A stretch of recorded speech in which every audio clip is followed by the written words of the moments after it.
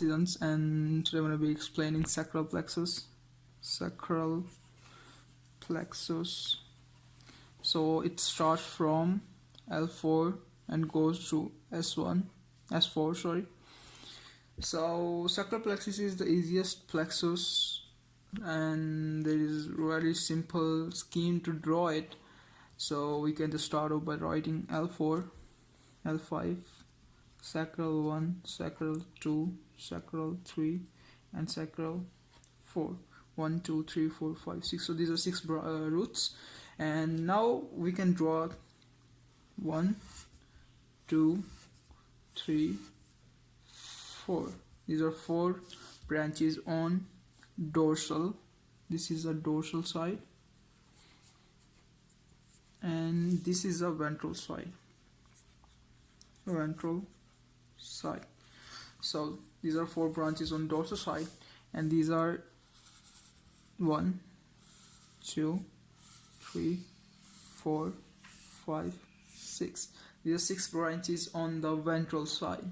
So there is really a simple scheme to remember it. We can use it. So it works for me. You can use anything else if you want. So for dorsal side, I use the word sin, S-I-N, sin. And for ventral side, I use an acronym. It's called quit or can please all lawyer, call lawyer, and quit or police can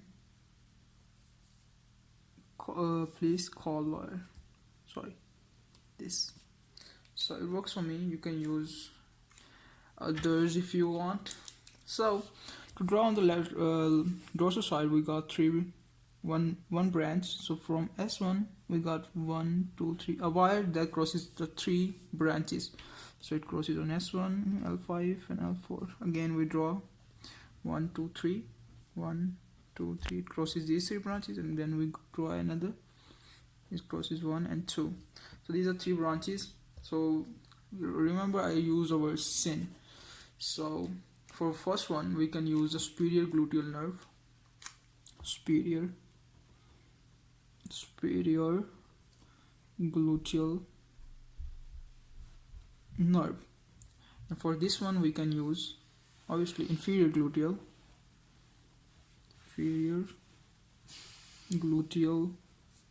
nerve. And then this is N. It stands for nerve to piriformis. So now we're going to talk about their supply and their root value.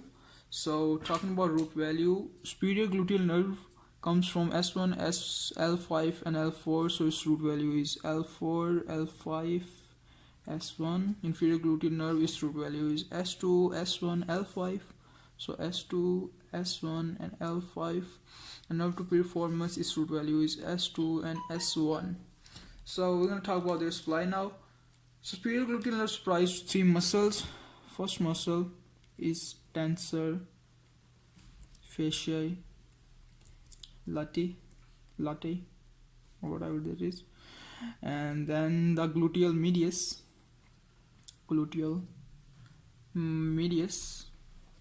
and then gluteal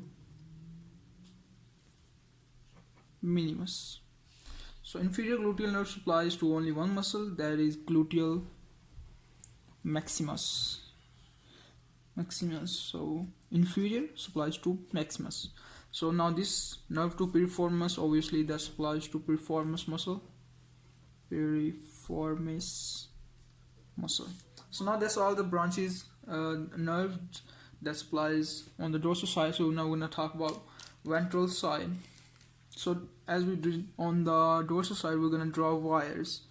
So first wire that crosses these 3, 1, 2, 3. Then another wire that crosses these 3, 1, 2, 3. Another wire that crosses these 3, 1, 2, 3, 1, 2, 3. And other wire that crosses these 3, 1, 2, 3. And as we did last 2 wires in S1 and S2, we're gonna do same in S3 and S4. So S4, S3. So remember we use the acronym QOCPCL. So now we're gonna label them. So the first nerve is quadratus femoris. So nerve to quadratus femoris. Q means quadratus. Nerve to quadratus femoris. Then we use the word O. Then that means the nerve to obturator internus. So C stands for cutaneous. So nerve to posterior, posterior cutaneous portion of thigh.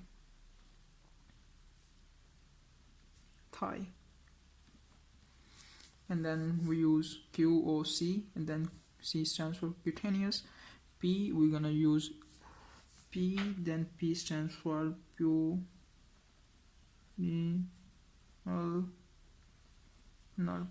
nerve. So L stands for C stands for this nerve, and coccygeal,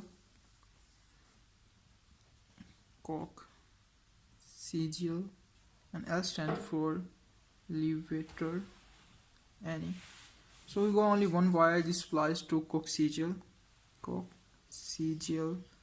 plus levator ani. So now we're going to talk about their muscle supply, but before that we're going to write their root value. So nerve to quadratus femoris S1, L4, 5 and L4, L5, S1, its root value, and then S2, S1 and L5,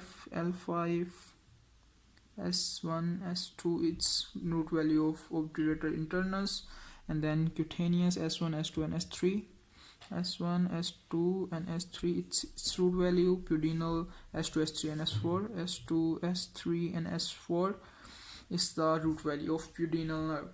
And then coccygeal plus levator ani, we know that S3 and S4, S3 plus S4. So now we're going to talk about their nerve and muscle supply. So nerve to quadratus femoris supplies to two muscles. Okay, so these are, just a second, quadratus femoris, obviously, because it's a nerve to quadratus femoris. It supplies to quadratus femoris, and it also supplies to gemellus inferior. So these two muscles are supplied by nerve to quadratus femoris. So now we're going to talk about obturator internus. So obviously, as the name indicates, it supplies to obturator internus, and it also supplies to gemellus superior. So nerve to obturator internus supplies to gemellus superior, nerve to quadratus femoris supplies to gemellus inferior. So now we're going to talk about cutaneous. So as the name says, skin, it supplies to the skin of posterior thigh muscles. Okay, that's that. And then we're going to talk about pudendal. Pudendal supplies to, it goes through pudendal canal, coccygeal plus levator ani, the name says it supplies to coccygeal muscles and levator ani muscles. So these are all the branches that comes from it.